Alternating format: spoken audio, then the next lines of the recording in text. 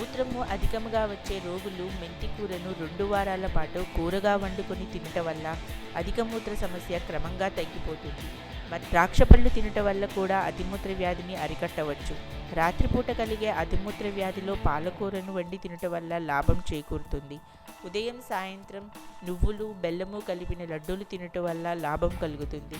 చలికాలంలో ఈ ప్రయోగం వల్ల చాలా లాభం కలుగుతుంది. మూత్రములో మంట బాధ తగ్గుటకు బాగా ఎండిన ధనియాలను పొడి చేసి 10 గ్రాములు తీసుకొని 1 గ్లాసు నీటిలో వేసి నానబెట్టాలి.